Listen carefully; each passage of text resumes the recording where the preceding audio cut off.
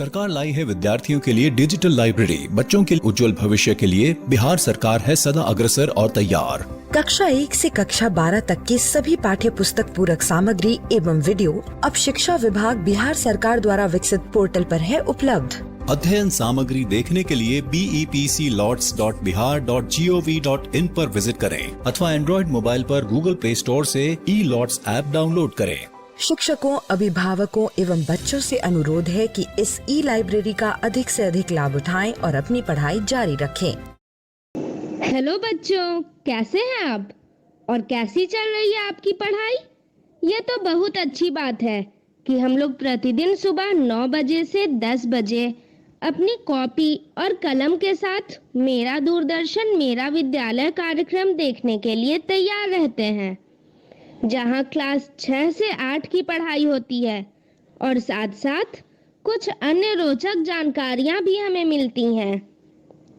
कार्यक्रम में बताई जा रही इम्पोर्टेंट पॉइंट्स को हम नोट भी करते हैं ताकि बाद में उनका रिवीजन कर सकें।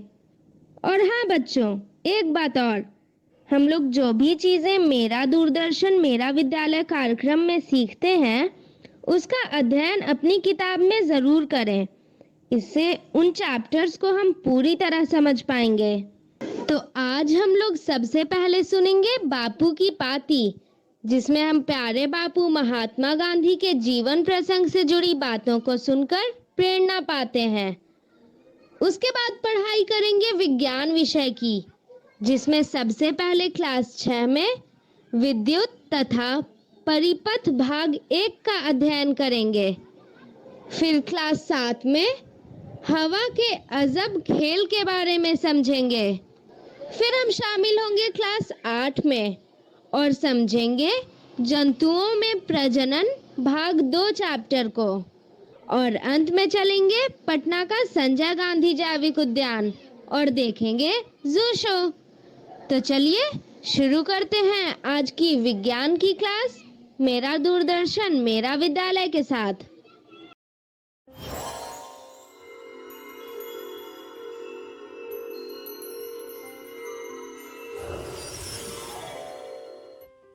बापू की कहानी, जिसमें हम बात करेंगे महात्मा गांधी के जीवन के बारे में।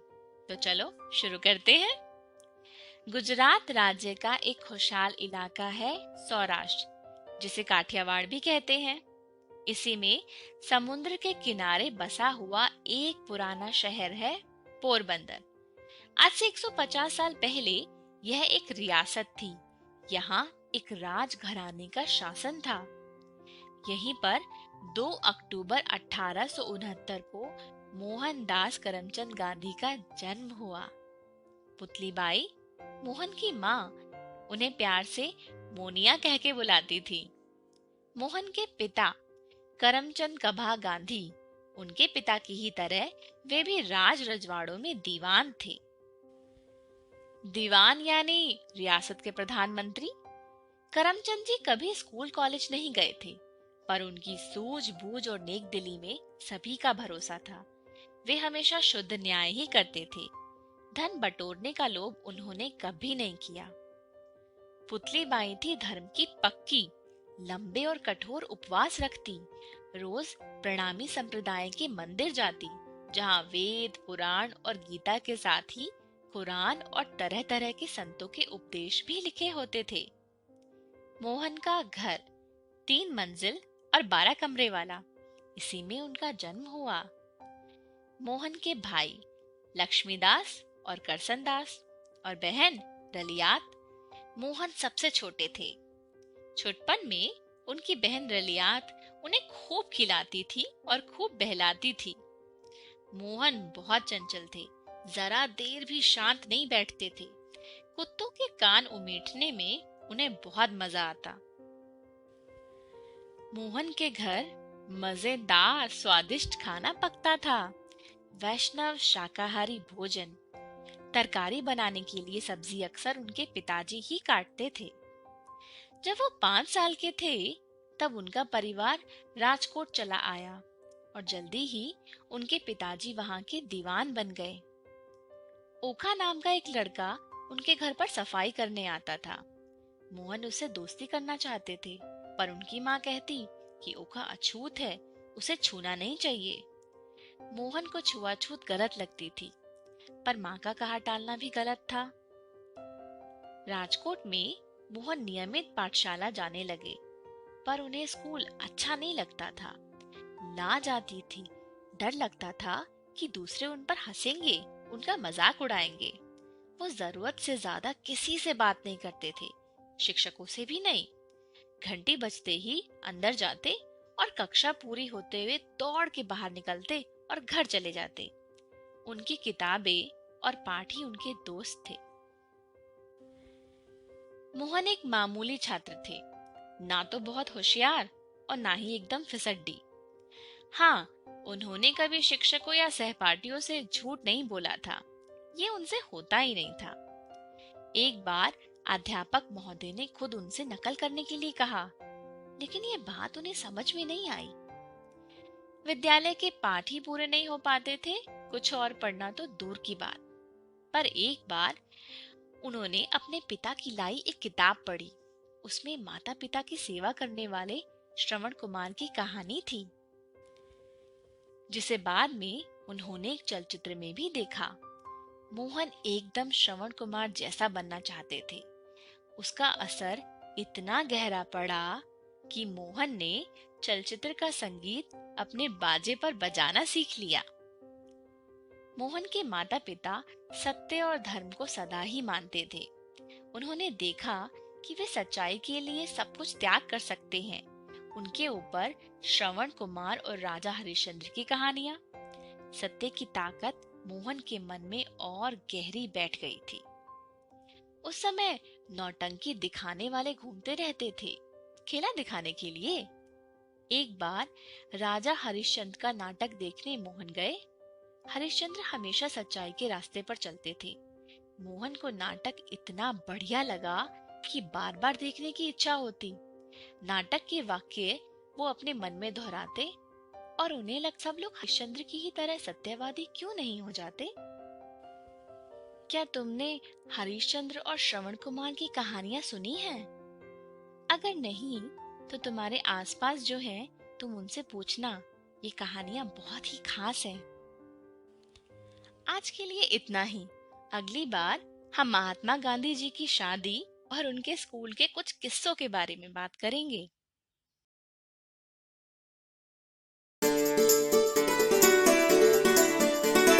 डर से नहीं, तैयारी से आगे कदम बढ़ाना है।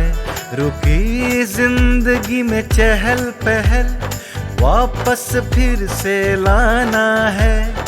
धोकर हाथ पहन कर मास्क सुरक्षित जीवन चलाना है। सुरक्षित जीवन चलाना है।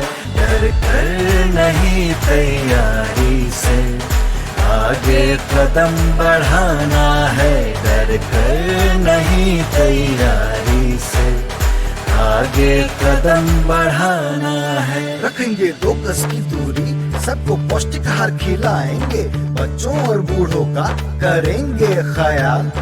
रोगी नहीं, रोग से लड़ कोरोना को हराएंगे। स्वास्थ्य केंद्र फिर से खुल गए, जिनका लाभ उठाना है। रुकी जिंदगी में चहल पहल वापस फिर से लाना है। धोकर हाथ पहन कर मास्क सुरक्षित जीवन चलाना है। सुरक्षित जीवन चलाना है। डर कर नहीं, तैयारी से आगे कदम बढ़ाना है। डर कर नहीं, तैयारी से आगे कदम बढ़ाना है। टीकाकरण की शुरुआत हो गई है, पर पहले की तरह हमें मास्क लगाना और 2 गज की दूरी बनाए रखना अभी भी जरूरी है। स्वास्थ्य विभाग और सूचना एवं जनसंपर्क विभाग बिहार सरकार द्वारा जनहित में जारी। जीतेगा बिहार।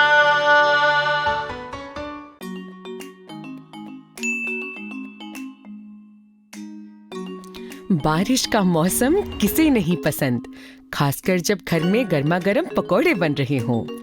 आज सुनैना का छोटा भाई सोहन, जो सुनैना से 2 साल छोटा है, पिताजी और माँ घर पर ही थे। पिताजी उनके मनपसंद आलू प्याज के पकौड़े बना रहे थे। सुनैना के मुंह में तो पानी आ रहा था। इतने में सोहन दीदी दीदी चिल्लाता हुआ आया और सुनैना को खींचकर खिड़की के पास ले गया। दीदी देखो, आसमान में बिजली कड़क रही है। लगता है बहुत जोर से बारिश आने वाली है। इतने में घर की बिजली कट गई। अरे भाई, कोई जरा टॉर्च लेकर रसोई घर में आओ और मेरी मदद करो। पिताजी की आवाज सुनते ही सोहन और सुनैना ध्यान से रसोई घर की तरफ गए।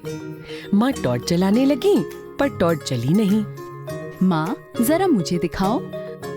सुनैना ने बाहर की रोशनी में जाकर टॉर्च को अच्छे से देखा। इसका बल्ब तो बिल्कुल ठीक लग रहा है। बैटरी खोलकर देखती हूँ।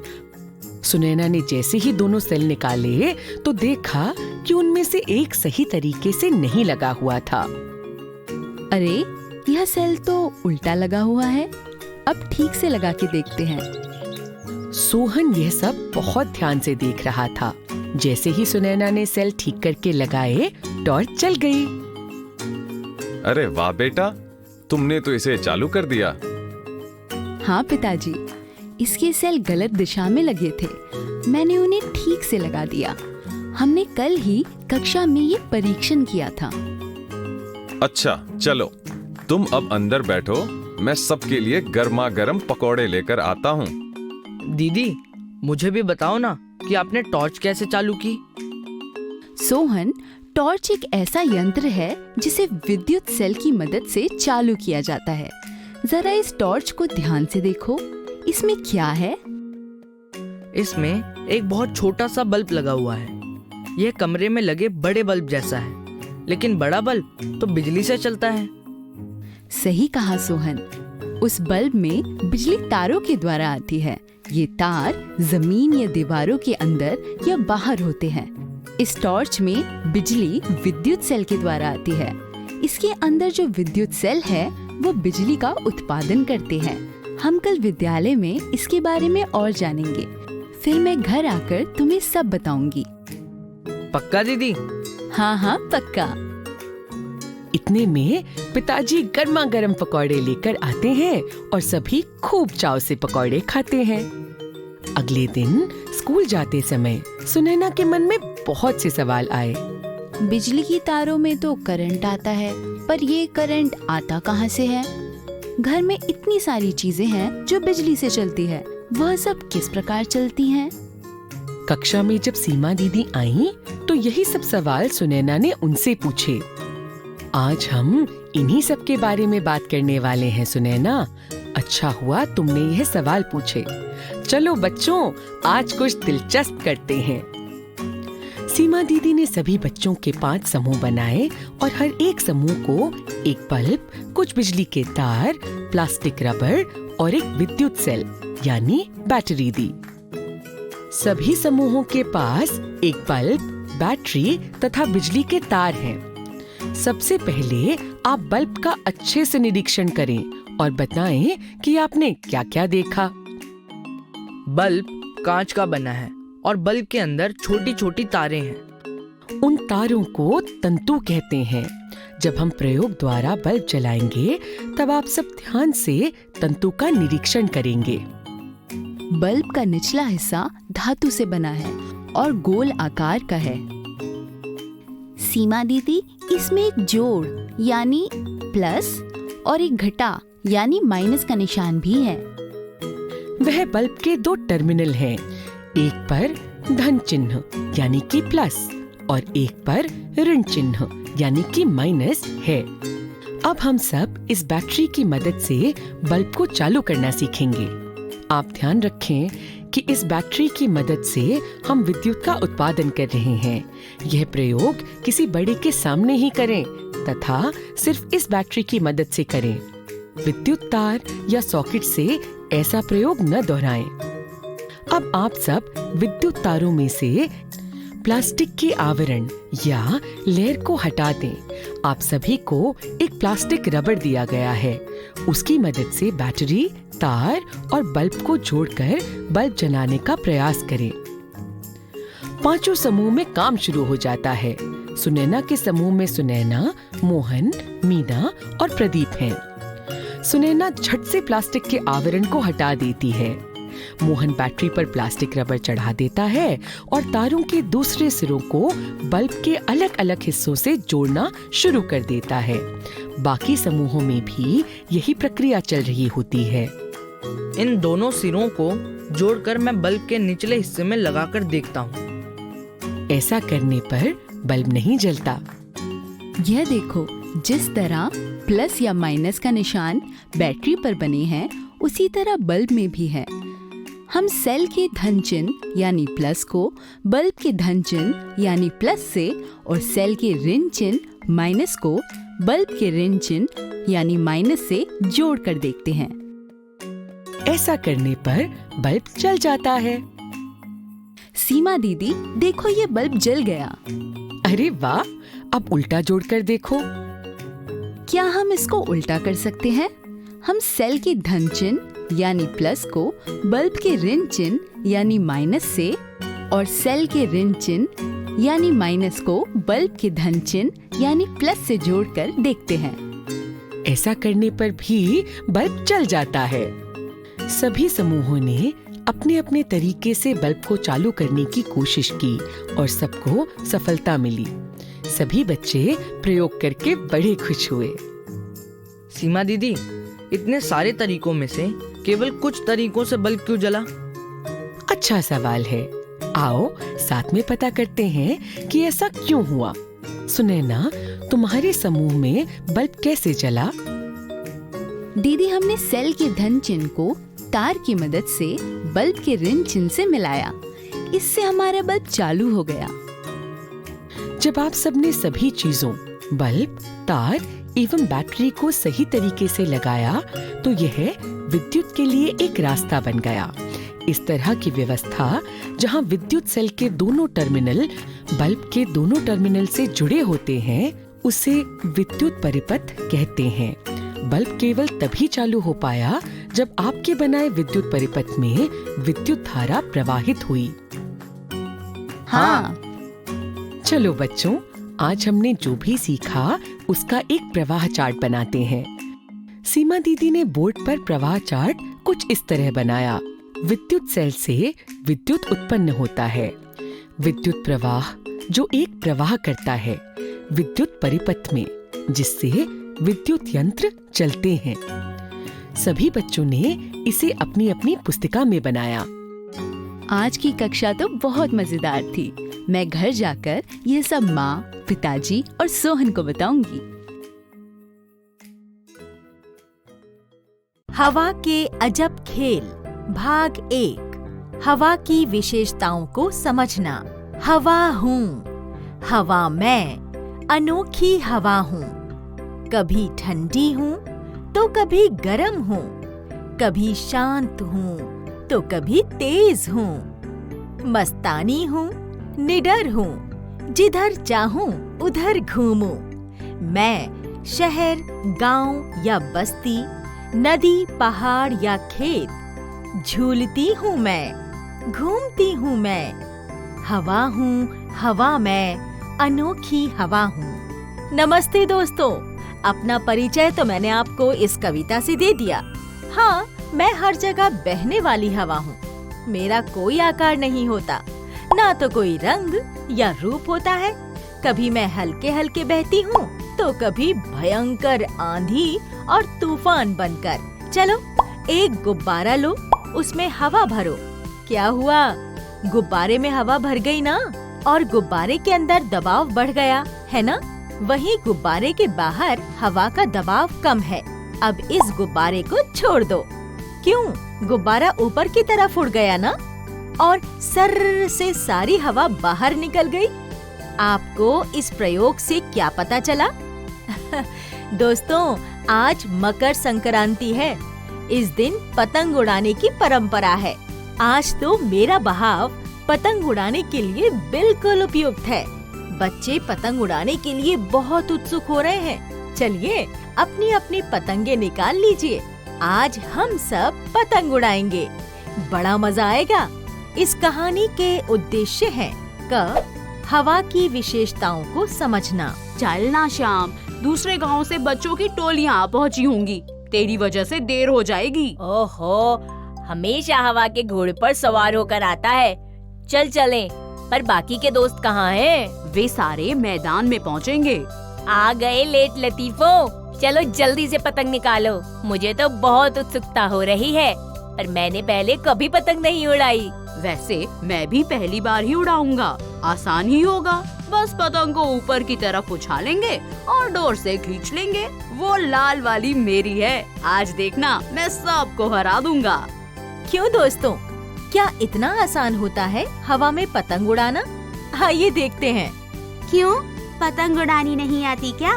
तुम हमसे नहीं जीत पाओगे। अरे अभी ठहरो, अभी कटेगी तुम्हारी पतंग। अरे श्याम, ये पतंगे उड़ क्यों नहीं रही हैं? दोस्तों, क्या आपको पता है कि रमेश और उसके दोस्तों की पतंग क्यों नहीं उड़ रही? क्या आपके साथ कभी ऐसा हुआ है? चलिए देखते हैं कि ये बच्चे क्या करते हैं। अरे वो देखो राजा भैया, लगता है उनके साइकिल की हवा निकल गई है। हमें उनकी मदद करनी चाहिए। चलो, वैसे भी इन पतंगों ने तो हमें धोखा दे दिया। अरे राजा भैया, क्या हम आपकी मदद कर सकते हैं? अरे रमेश, श्याम, महेश, पतंग उड़ा रहे हो मकर संक्रांति पर? जाओ तुम सब पतंग उड़ाओ। मैं साइकिल के पहिए में हवा भर लूंगा। भैया, वैसे भी हमारी पतंगे नहीं उड़ रही हैं। देखिए ना, बाकी की टोलियां तो कितने मजे कर रही हैं। ठहरो, मैं पहिए में हवा भर लूं, फिर देखते हैं कि ये पतंगे तुम लोगों को इतना परेशान क्यों कर रही हैं। भैया, आप इस पहिए में कितनी हवा भरते हैं? उतनी ही जितनी हवा से पहिया कसा रहे। और पहिए को कसा हुआ रखने के लिए ट्यूब में हवा भरनी पड़ती है। पता है, अगर ज्यादा हवा भर दी तो ट्यूब फट भी सकती है। वो क्यों? एक बार मैंने भी अपने फुटबॉल में ज्यादा हवा भर दी थी। वो तो फूल फूल के फट ही गई। क्यों, तू क्या सो गया था हवा भरते भरते? दोस्तों, क्या आपको इसका जवाब पता है? साइकिल की ट्यूब में हवा भरी होती है। गर्मी के मौसम में ट्यूब के अंदर की हवा गर्म होकर फैल जाती है, परंतु ट्यूब उसके अनुपात में नहीं फैल पाती और फट जाती है, क्योंकि मैं गर्म वातावरण में फैलती हूँ। चलो, हवा तो भर गई, अब तुम्हारी पतंगे उड़ाते हैं। अरे भाई, सबको हराना जो है, चलो शुरू हो जाओ। अरे रमेश, तुम तो हवा के बहाव की उल्टी दिशा में खड़े हो। ऐसे पतंग कैसे उड़ेगी? हवा के बहाव की उल्टी दिशा में? हवा की दिशा से क्या होगा? और हवा तो हर दिशा में बह रही है ना भैया? क्यों दोस्तों, आपका क्या विचार है इस बारे में? मेरे बहाव की दिशा का कैसे पता लगाएंगे? एक तरीका मैं बताती हूँ। धरती से मुट्ठी भर मिट्टी उठाओ, अब इसे धीरे धीरे वापस नीचे गिराओ। जिस दिशा में मिट्टी उड़ेगी वही मेरी दिशा है। आप ऐसे और तरीके सोचिए जिससे आप मेरे बहाव की दिशा जान सकते हैं। तुम्हें इस दिशा में खड़ा होना चाहिए। आज हवा इस दिशा में बह रही है। अब देखना तुम्हारी पतंग कैसे उड़ेगी। श्याम, लो अब मांझा पकड़ो और छोड़ दो पतंग को हवा में। खींच श्याम, मांझे को ढीला छोड़। अरे रमेश, काट काट, उस टोली की पतंग को काट। सर उड़ी हमारी पतंग और ये कटी। देखो, हमने उस टोली की पतंग काट दी। अरे वाह, मजा आ गया। क्यों मीना जी, कट गई ना आपकी पतंग? देखा बच्चों, पतंग उड़ाने में मेरी दिशा का पता होना कितना जरूरी होता है। बच्चों के मन पतंग उड़ाने से तो बहुत खुश थे, पर उनके मन में मुझे लेकर अनेक सवाल कुलबुला रहे थे। यह हवा की सही दिशा का पता होना कितना जरूरी है। अगर भैया नहीं बताते तो हम तो आज पतंग उड़ा ही नहीं पाते। अब हमारे वैज्ञानिक रमेश को चैन नहीं आएगा जब तक वो हवा की सारी विशेषताएं नहीं जान लेगा। चलिए बच्चों को थोड़ा सा परेशान करते हैं। मजे में अपनी अपनी साइकिलों पर सवार होकर मेरे बारे में बातें कर रहे हैं। मैं अपनी गति बढ़ा देती हूँ। देखते हैं कि मेरी गति के बढ़ने से क्या होता है। अरे अरे, ये हवा अचानक तेज कैसे हो गई? मुझे साइकिल चलाने में परेशानी हो रही है। हाँ, ऐसा लग रहा है कि मैं आगे जाना चाहता हूँ और ये हवा अपनी तेज गति से मुझे पीछे धकेल रही है। लगता है कि हवा की दिशा का साइकिल चलाने पर भी असर होता है। श्याम, महेश, चलो ना हम प्रोफेसर सर के पास चलें। वे अजब अजब प्रयोग करते रहते हैं। वे हमें हवा की विशेषताओं के बारे में बता सकेंगे। हवा हवा ओ हवा, रमेश को बता दे अपने बारे में सारी जानकारी उसे दे दे, नहीं तो उसे नींद नहीं आएगी, हमें परेशान करेगा। उसको बता दे, अपने बारे में बता दे। कितने नटखट हैं ये बच्चे। इन सभी को मेरे बारे में जानने की जिज्ञासा भी हो रही है। देखते हैं कि प्रोफेसर इन्हें क्या बताते हैं। सुना है वे बड़े ही होशियार हैं। चलिए तब तक आप सब ये आसान सा प्रयोग करिए। एक गिलास में पानी भर लीजिए, एक चौकोर गत्ते का टुकड़ा लीजिए। अब उसको पानी के गिलास पर रख दीजिए। देखिए ऐसे हथेली से हल्के से दबाइए और अब ध्यान से गिलास को पलट दीजिए। क्या हुआ? जादू हो गया ना? गत्ता तो चिपक गया, न पानी गिरा और न गिलास। सोचिए ऐसा क्यों हुआ? चलिए मैं आपको एक संकेत देकर जाती हूँ। इसका संपर्क मेरे यानी कि हवा के दबाव से जुड़ा हुआ है। मैं आपसे इसका जवाब अगले वीडियो में पूछूंगी। फिर मिलेंगे दोस्तों।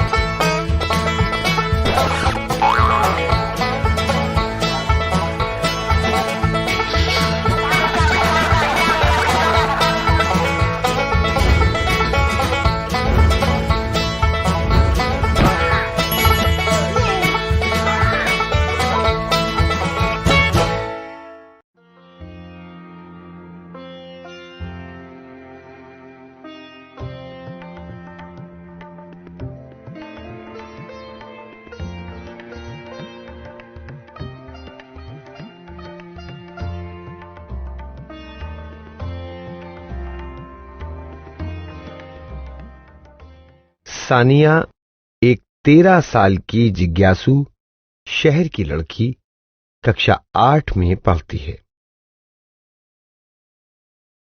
कबीर सानिया का भाई 14 साल का लड़का है जो उसकी चीजों को समझने में मदद करता है और विभिन्न गतिविधियां करता है। मम्मी सानिया की मां जो उन्हें विभिन्न अवधारणाओं को समझने में सुविधा प्रदान करती हैं। हेलो दोस्तों, आप लोग कैसे हैं? याद है मम्मी और कबीर भैया ने हमें बताया था कि कैसे हाइड्रा और अमीबा जैसे कुछ जीवों में अलैंगिक प्रजनन होता है। मैं अभी भी सोच रही हूं कि कुत्ते, बिल्ली, घोड़े, शेर, पक्षी कैसे प्रजनन करके अपने जैसे को जन्म देते हैं। क्या आप भी जानने के लिए उत्सुक हो? चलो चलकर मम्मी से पूछते हैं। मम्मी, क्या मैं आपसे कुछ पूछ सकती हूँ? हाँ, जरूर सानिया। याद है एक दिन हम लोग जंतु के अलैंगिक प्रजनन के बारे में बात कर रहे थे। हाँ, मैं जानना चाहती हूँ कि जानवर जैसे कि कुत्ता या बिल्ली कैसे अपने बच्चों को जन्म देते हैं। क्या इनमें भी अलैंगिक प्रजनन होता है? नहीं सानिया, इन जानवरों में लैंगिक प्रजनन होता है। याद है, मैंने तुम्हें बताया था पौधों की तरह ही जंतुओं में भी नर और मादा जनन अंग होते हैं।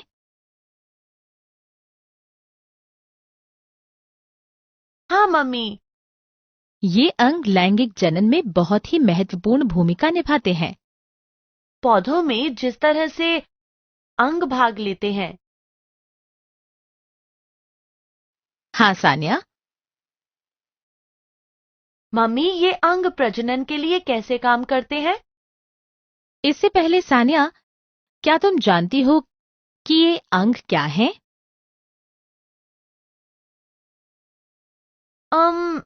मुझे नहीं पता मम्मी, क्या आप जानते हैं?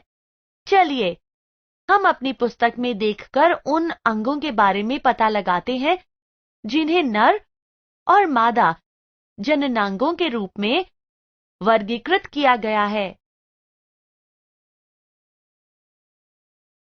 वृषण नर युग्मक उत्पन्न करते हैं जिसे शुक्राणु कहते हैं। अंडाशय मादा युग्मक उत्पन्न करते हैं जिसे अंडाणु यानी अंड कोशिका कहते हैं। मम्मी, युग्मक प्रजनन कोशिकाएं होती हैं ना? हाँ सानिया। सानिया, तुमने कक्षा 7 में पौधों के लैंगिक प्रजनन के बारे में पढ़ा था। क्या तुम उस प्रक्रिया के बारे में बता सकती हो? हाँ मम्मी, पौधों में नर और मादा युग्मक का संलयन होकर युग्मनज बनता है। इस युग्मनज से भ्रूण बनता है जो एक पौधा बन जाता है।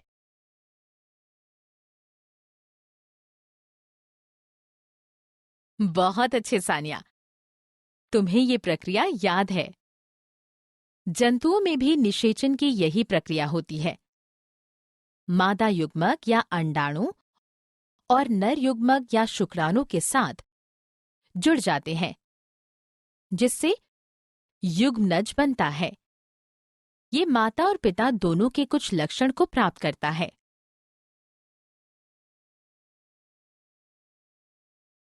ओह, इसी वजह से माता पिता और उनके बच्चों के बीच समानता देखने को मिलती है।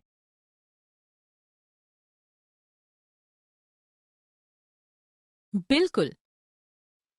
दोस्तों, क्या अब आपको ये समझ में आया कि क्यों कुछ लोग ये कहते हैं कि आप अपने माता या पिता की तरह लगते हैं? या आपका कोई लक्षण आपके माता पिता की तरह ही है? चलो यहाँ एक गतिविधि करते हैं। अपने परिवार के सदस्य और उनके माता पिता में समानता है, इसकी सूची बनाएं।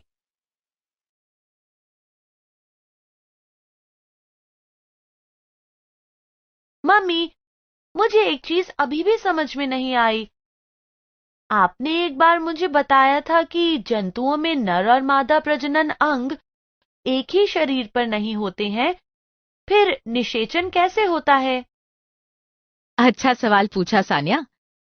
देखो, कुत्ते, बिल्ली, घोड़े, मनुष्य जैसे जंतुओं में शुक्राणु मादा शरीर में जाकर अंडाणु से संलयन करके मादा शरीर के अंदर ही युग्मनज बनाते हैं।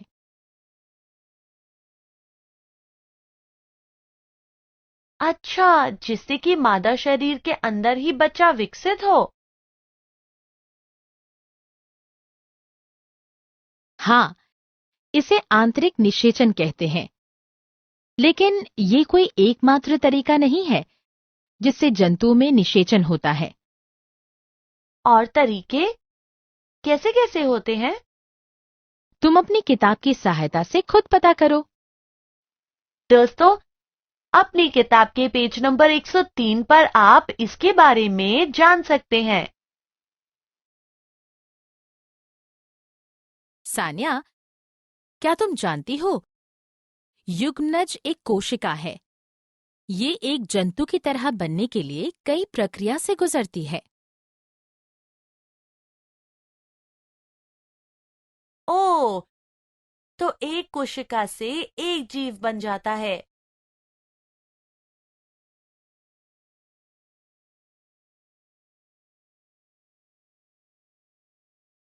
हाँ, युग्मनज लगातार विभाजित होकर कोशिकाओं के गोले में बदल जाता है, जिसके बाद कोशिकाएं समूह बनाने लगती हैं और अलग अलग ऊतकों और अंगों में परिवर्तित हो जाती हैं। क्या हम भ्रूण को विकसित होते देख सकते हैं? नग्न आंखों से नहीं देख सकते हैं। आंतरिक निषेचन में युग्मनज मादा शरीर के अंदर बनता है। भ्रूण गर्भाशय दीवार से जुड़ जाता है और प्रक्रियाओं से होता हुआ शरीर अंग ऊतकों में बनता जाता है। जब सारे शरीर अंग पहचाने जा सकते हैं, भ्रूण को गर्भस्थ शिशु कहते हैं। भ्रूण को हम अल्ट्रासाउंड द्वारा देख सकते हैं। जब गर्भस्थ शिशु की प्रक्रियाएं पूरी हो जाती हैं, तब बच्चा पैदा होता है।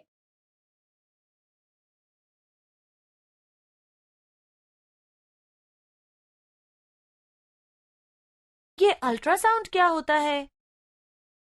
चिकित्सकीय प्रक्रिया में अल्ट्रासाउंड यानी पराध्वनि द्वारा शरीर के अंदर की तस्वीरें लेते हैं। इससे भ्रूण के विकास की स्थिति का विश्लेषण करने में मदद मिलती है।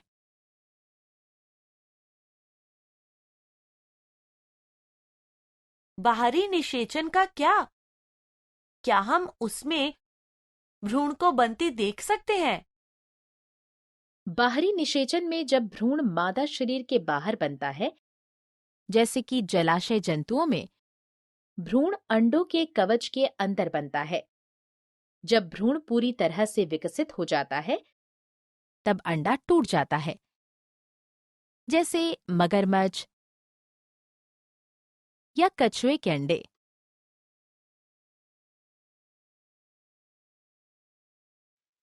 यह सचमुच हैरानी की बात है। हम सब एक कोशिका से बने हैं। आप भी हैरान हैं ना दोस्तों? सारांश। हमने जाना कि नर जनन अंगों में एक जोड़ा वृषण, 2 शुक्राणु नलिका तथा एक शिशन होता है।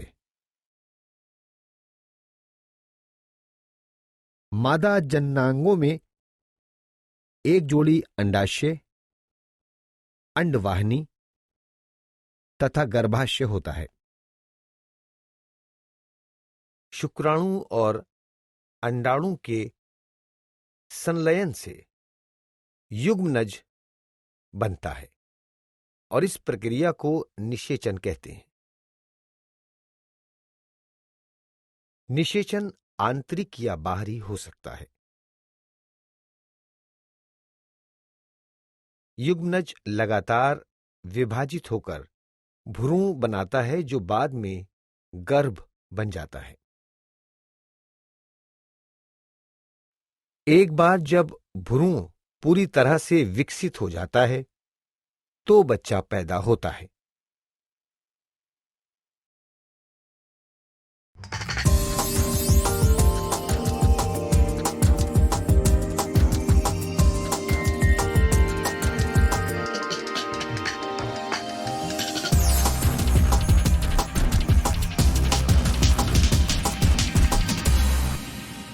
नमस्कार, संजय गांधी जैविक उद्यान के जू आउटरीच प्रोग्राम में एक बार फिर आपका स्वागत है। आइए आज चलते हैं स्नेक हाउस यानी सांप घर में।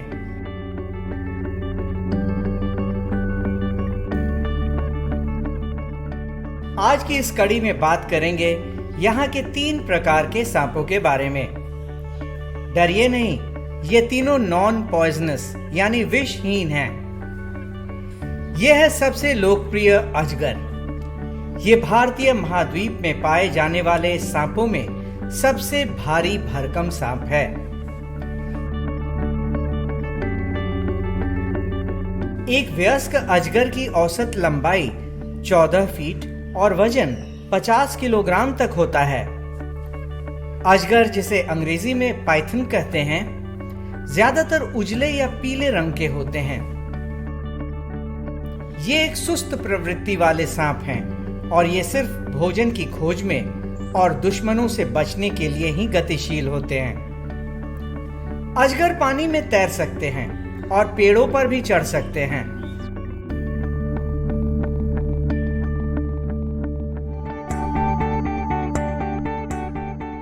इनका मुख्य भोजन छोटे स्तनधारी जंतु, पक्षी और सरीसृप यानी रेप्टाइल्स होते हैं। अजगर एक ऐसा सांप है जो छोटे हिरण को भी निगल सकता है।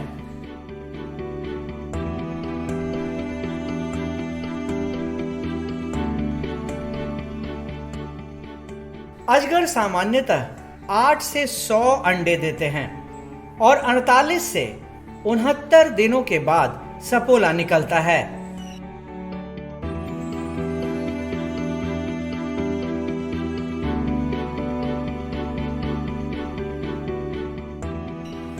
ये अपने शिकार को अपने शरीर से लपेट के मार देते हैं। ज्यादातर ये पेड़ों के पास पथरीले इलाकों में पाए जाते हैं जहां नदी या तालाब हो। अजगर अच्छे तैराक होते हैं और आधे घंटे तक पानी में डूबे रह सकते हैं।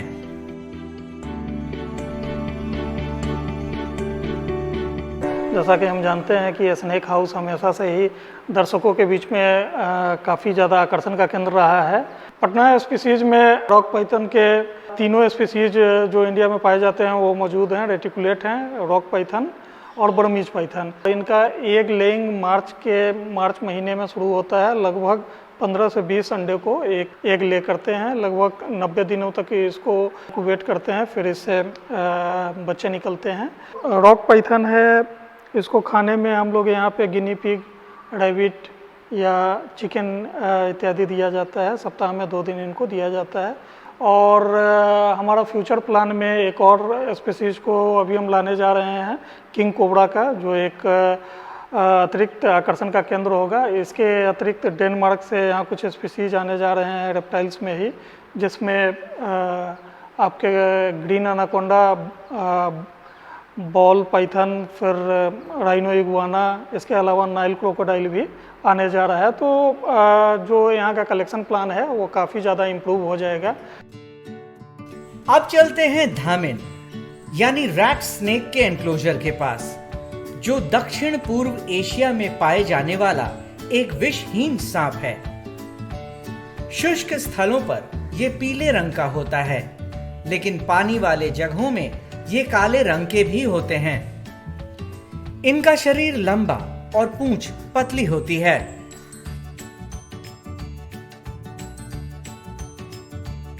इनकी औसत लंबाई 1.6 से 2 मीटर तक की होती है और ये तकरीबन 11 सालों तक जिंदा रहते हैं। ये ज्यादातर चूहे खाते हैं, इसीलिए इन्हें रैट स्नेक भी कहा जाता है। धामिन एक बार में 6 से 14 अंडे देती है और 2-3 महीनों के बाद इससे बच्चे निकलते हैं। अब चलिए सैंड बोआ की तरफ। 2 मुंहा सांप के नाम से मशहूर सैंड बोआ ईरान, पाकिस्तान और भारत में पाए जाते हैं। ये विषहीन सांप हैं जो बेहद शर्मीले होते हैं। ये रेतीले मिट्टी में रहना पसंद करते हैं। ये सैंड बोआ इतने सीधे होते हैं कि आप इन्हें हाथ में भी उठा सकते हैं। इस सांप का मुंह और पूंछ एक जैसा होता है, इसीलिए इसे 2 मुंहा के नाम से जाना जाता है।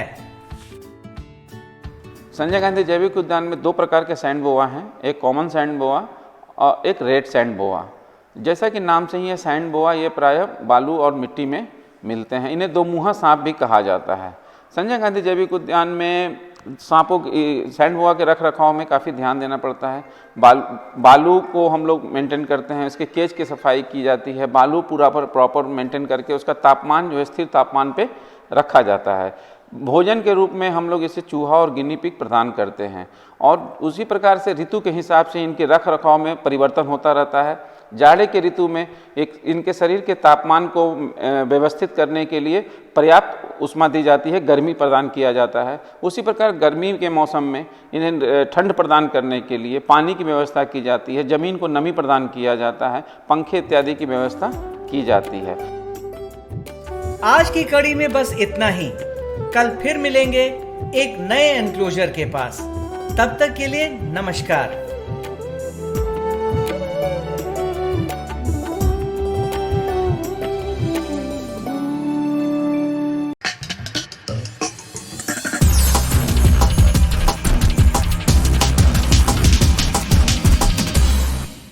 तो बच्चों, जैसा कि मैंने पहले ही बताया था कि आज हम लोग शुरू करेंगे जू शो।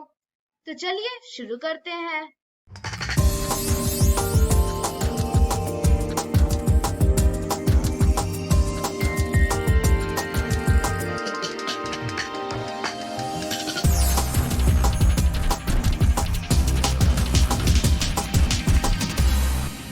संजय गांधी जू आउटरीच प्रोग्राम में आज हम आपको पानी में निवास करने वाली एक ऐसी प्रजाति के बारे में बताने जा रहे हैं जिसका अस्तित्व संभवतः हम इंसानों की उत्पत्ति के पहले से ही पानी में हो चुका था।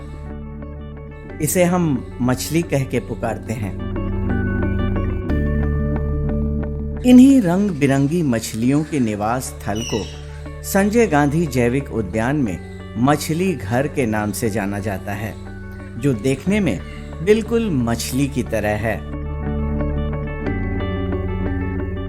यहाँ बने मछली घर में 44 अलग अलग टैंक हैं, जो 44 विभिन्न प्रजाति की रंगीन मछलियों का इठलाता मचलता शानदार संसार है, जिसे देखकर किसी की आंखें आश्चर्यचकित रह जाती हैं।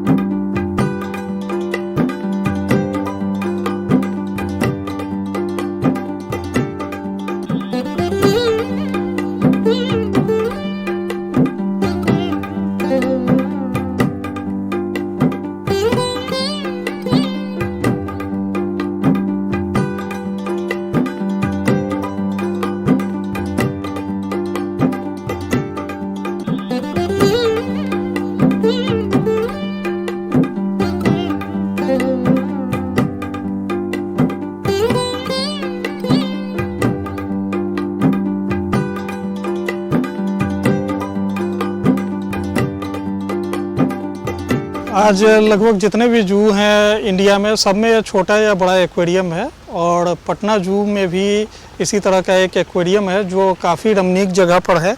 यहाँ पर जो एक ओल्ड लेक है, चारों तरफ आर्टिफिशियल लेक है, उसके बीच में एक आइलैंड की तरफ ये एक्वेरियम अवस्थित है।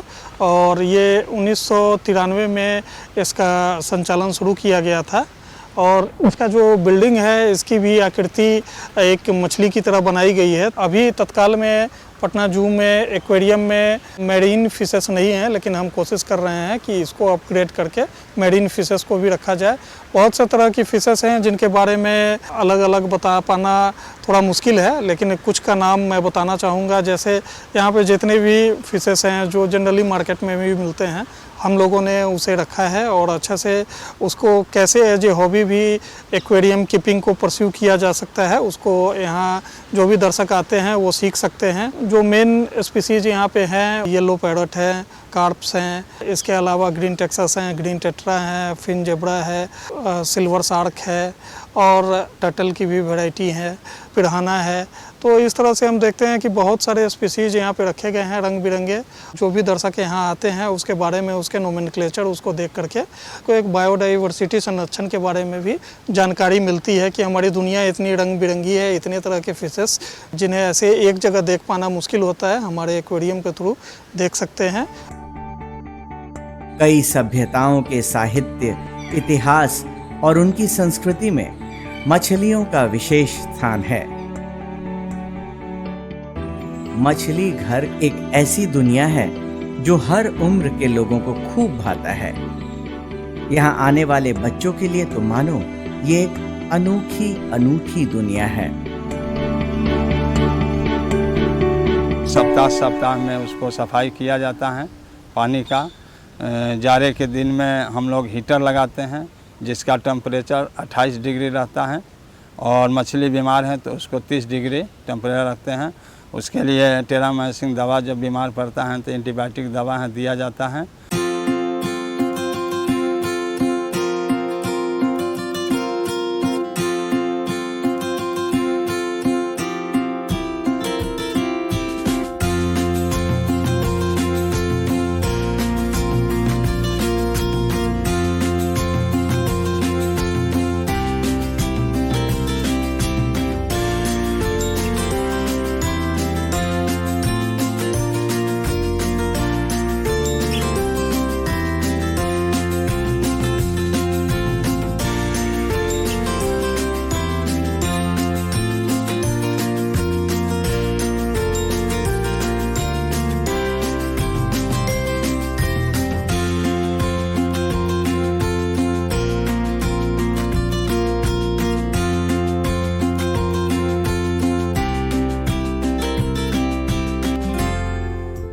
झील के पास अवस्थित मछली घर के चारों तरफ पेड़ लगाए गए हैं जो इसे खूबसूरती प्रदान करते हैं।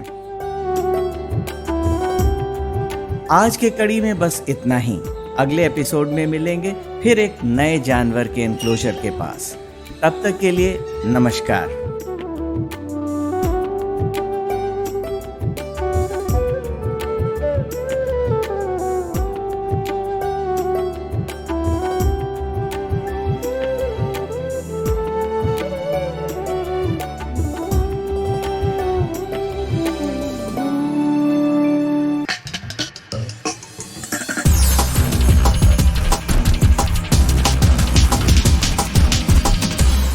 तो आशा करती हूँ बच्चों आज के एपिसोड में आपने जरूर कुछ नया सीखा होगा। तो घर पर रहें, पढ़ते रहें, बढ़ते रहें। मिलते हैं अगले एपिसोड में। बाय बाय बच्चों।